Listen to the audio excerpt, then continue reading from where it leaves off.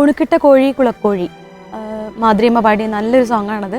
ആ പാട്ട് കേൾക്കുമ്പോൾ അതിൽ നാടൻ പദപ്രയോഗങ്ങൾ അത് വന്നിട്ട് പിന്നെ കുളക്കോഴി കുളക്കോഴിയെ കുറിച്ചുള്ളൊരു പാട്ട്, പിന്നെ അതുപോലെ തന്നെ കുന്നിൻ ചെരുവിലെ വയറ്റാട്ടി, നീ കേട്ടോ, കടിഞ്ഞൂൽ പെറ്റു, ഇങ്ങനെയുള്ള നാടൻ പദപ്രയോഗങ്ങൾ അതിന് കൂടുതൽ ഉപയോഗിച്ചിരിക്കണം. അപ്പം എനിക്കെപ്പോഴും അത് ആ പാട്ട് കേൾക്കുമ്പോൾ ഭയങ്കര സ്ട്രൈക്കിംഗ് ആയിട്ട് തോന്നാറുള്ളത് ആ വേർഡ്സാണ്.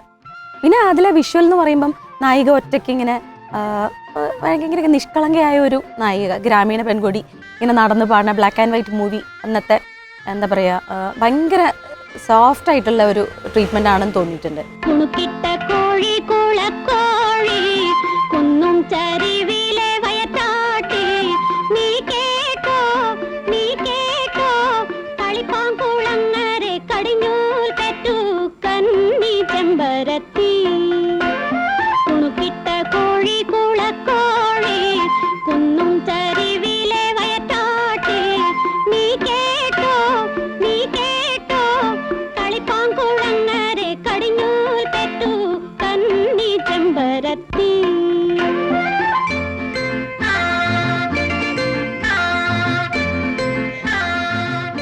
ഈ ടൈപ്പ് ഒരു ഫോക്ക് ട്യൂൺ എന്ന് പറയുന്നത് ദേവരാജ മാസ്റ്റർക്ക് ശരിക്കും ഹലുവ കഴിക്കുന്ന പോലെയാണെന്ന് പറയേണ്ടി വരും.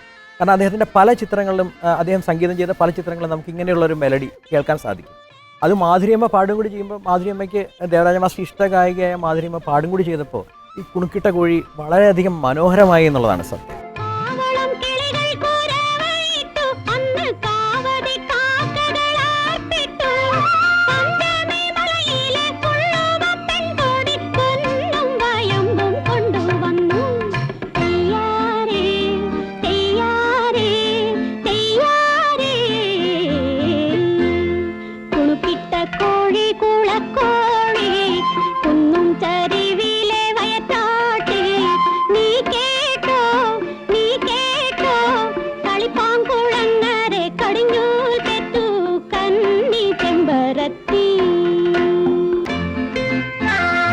ഫിലിമിൻ്റെ ഡയറക്ടർ PN മേനോൻ സർ, അദ്ദേഹമാണ് തൻ്റെ മാനസിക ഗുരു എന്ന് തമിഴിലെ ഡയറക്ടർ ഭാരതിരാജ സർ അദ്ദേഹം തന്നെ തുറന്ന് പറഞ്ഞിട്ടുണ്ട്.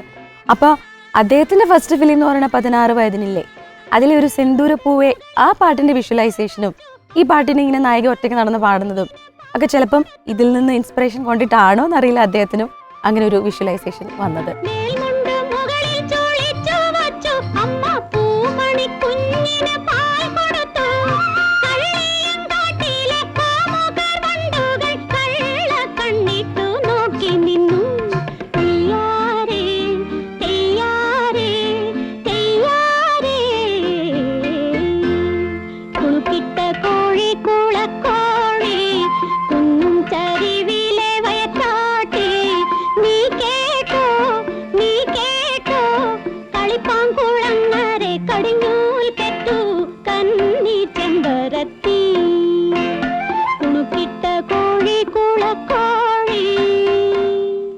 ശബരിമല അയ്യപ്പനെ കുറിച്ച് ഉള്ള ഗാനങ്ങളിൽ ഒരുപക്ഷെ ഏറ്റവും ശ്രദ്ധേയമായിട്ടുള്ളത് ദേവരാജ മാസ്റ്റർ ഈണം നൽകിയിട്ടുള്ള ചില ഗാനങ്ങളാണ്.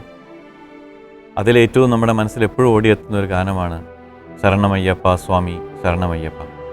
ശ്യാമരാഗത്തിൽ അദ്ദേഹം ഈണം നൽകിയ ഈ ഗാനം ശരണം വിളിക്കുന്ന മനസ്സുകൾക്ക് എന്നും ഓർക്കാവുന്ന മനോഹരമായ ഒരു ഓർമ്മയാണ്. ശരണമയ്യപ്പ സ്വാമി ശരണമയ്യപ്പ, ശബരിഗിരിനാഥ സ്വാമി ശരണമയ്യപ്പ. ശരണമയ്യപ്പ സ്വാമി ശരണമയ്യപ്പ, ശബരിഗിരിനാഥ സ്വാമി ശരണമയ്യപ്പ. മണ്ഡലം നോയമ്പു നോറ്റു അക്ഷരലക്ഷം മന്ത്രങ്ങളുരുക്കഴിച്ചു. മണ്ഡലം നോയമ്പു നോറ്റു അക്ഷരലക്ഷം മന്ത്രങ്ങളുരുക്കഴിച്ചു. പുണ്യപാപച്ചുമടുകളാമിരുമൂടിക്കെട്ടുമേന്തി പൊന്നമ്പലമല ചവിട്ടാൻ വരുന്നു ഞങ്ങൾ. പുണ്യപാപച്ചുമടുകളാമിരുമൂടിക്കെട്ടുമേന്തി പൊന്നമ്പലമല ചവിട്ടാൻ വരുന്നു ഞങ്ങൾ. ശരണമയ്യപ്പ സ്വാമി ശരണമയ്യപ്പ, ശബരിഗിരിനാഥ സ്വാമി ശരണമയ്യപ്പ. സ്വാമി ശരണം അയ്യപ്പ ശരണം, സ്വാമി ശരണം അയ്യപ്പ ശരണം, സ്വാമിയേ ശരണം. ശ്രീകോവിൽ തിരുനടയിങ്കൽ കർപ്പൂരമലകൾ കൈകൂപ്പി തൊഴുതുരുകുമ്പോൾ, ശ്രീകോവിൽ തിരുനടയിങ്കൽ കർപ്പൂരമലകൾ കൈകൂപ്പി തൊഴുതുരുകുമ്പോൾ, പത്മരാഗ പ്രഭവിടർത്തും തൃപ്പദങ്ങൾ ചുംബിക്കും കൃഷ്ണ തുളസി പൂക്കളാകാൻ വരുന്നു ഞങ്ങൾ. പത്മരാഗ പ്രഭവിടർത്തും തൃപ്പദങ്ങൾ ചുംബിക്കും കൃഷ്ണ തുളസി പൂക്കളാകാൻ വരുന്നു ഞങ്ങൾ. ശരണമയ്യപ്പ സ്വാമി ശരണമയ്യപ്പ, ശബരിഗിരിനാഥ സ്വാമി ശരണമയ്യപ്പ.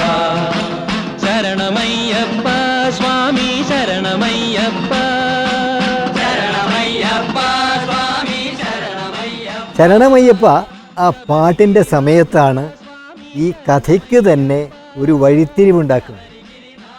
ആ സമയത്താണ് കൊലപാതകം നടക്കുന്നത്, നായികയെ കൊല്ലുകയാണ്. അപ്പോൾ ആ ഒരു മുഹൂർത്തം, അതിൻ്റെ പിക്ചറൈസേഷൻ അതിമനോഹരമായി പിക്ചറൈസ് ചെയ്തതാണത്. സ്വാമി ശരണം അയ്യപ്പ ശരണം, സ്വാമി ശരണം അയ്യപ്പ ശരണം, സ്വാമിയേ ശരണം. സ്വാമി ശരണം അയ്യപ്പ ശരണം, സ്വാമി ശരണം അയ്യപ്പ ശരണം, സ്വാമിയേ ശരണം. സ്വാമിയേ സ്വാമി ശരണം ശരണം അയ്യപ്പ ശരണം, സ്വാമിയേ ശരണം അയ്യപ്പ സ്വാമിയേ സ്വാമി ശരണം അയ്യപ്പ. പഴയകാല സിനിമകളിൽ ഒരു കാര്യം ഞാൻ ശ്രദ്ധിക്കാറുണ്ട്. അതായത് പാട്ടുകൾ പലപ്പോഴും 2 വേർഷൻ ഇറങ്ങാറുണ്ട്, മെയിൽ വേർഷനും ഫീമെയിൽ വേർഷനും. അത്തരത്തിൽ ഒരു പാട്ട് ചെമ്പരത്തിയിലുണ്ട്. അത് എന്താ പറയുക, അത്രയും പോപ്പുലർ ആയിട്ടുള്ളൊരു പാട്ട് ചക്രവർത്തിനി. വേറെ ഒരു വശമുണ്ട് ഈ പാട്ടിന്. കാരണം ദാസാർ പാടി ഒരു 100 കിലോ വെയിറ്റുള്ളൊരു അത്രയും ഭാരമുള്ളൊരു സാധനം ഇരിക്കുമ്പോഴാണ് ഫീമെയിൽ വേർഷൻ ഇറങ്ങിയത്. പക്ഷെ അതിൻ്റെ കൂടെ തന്നെ മാധുര്യമ്മ പാടിയ ഈ ഒരു വേർഷനും ശ്രദ്ധിക്കപ്പെട്ടു എന്നുള്ളതാണ് ഈ പാട്ടിൻ്റെ ഒരു വലിയ പ്രത്യേകതയായിട്ട് എനിക്ക് തോന്നിയിട്ടുള്ളത്.